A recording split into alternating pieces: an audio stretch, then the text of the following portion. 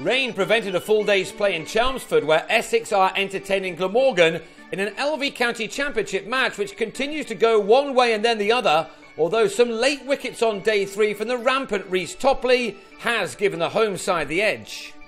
The penultimate day of this enthralling contest began with Glamorgan starting their second innings with a deficit of 36. That had been reduced to just 7 when Tom Lansfield edged Topley to Mark Bettini after making just 2.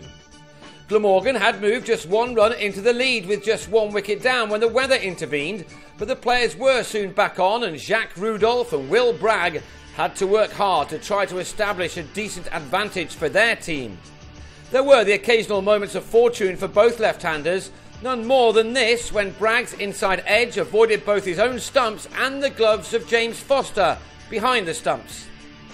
In 14 overs together, these two were moving the score along rather nicely. Glorious shots like this one from Rudolph helped this pair add 48 runs for the second wicket. But Glamorgan went to lunch 2 men down, Rudolph also getting an inside edge which was, as ever, brilliantly caught by Foster. The South African was out for 46 right on the stroke of lunch. The whole afternoon session was then lost to the weather and the game continued in its nip and tuck way in the evening. Bragg and Ben Wright brought up the 100 for their team. But 3 wickets in quick succession then put the Welshman on the back foot. Wright edged a full-length ball from Topley to rearrange his own stumps.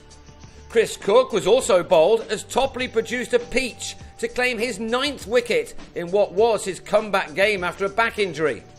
Bragg, who'd added another 46 runs to his season's impressive tally, then edged Tom Moore to Jesse Ryder. So Glamorgan were now struggling on 122 for 5 with a lead of only 86. So these runs from Jim Allenby were important for his team. He'd added 37 with his captain Mark Wallace when Topley produced his latest unplayable Yorker to have the latter LBW. It gave Topley 10 wickets in a match for just the second time in his career. He has bowled brilliantly throughout this match. Graham Wagg was out of the next over, falling rather tamely to Moore, who also impressed. Greg Smith took the catch at square leg. And a 3rd wicket in 4 overs came when bowler and fielder combined again to remove Dean Koska.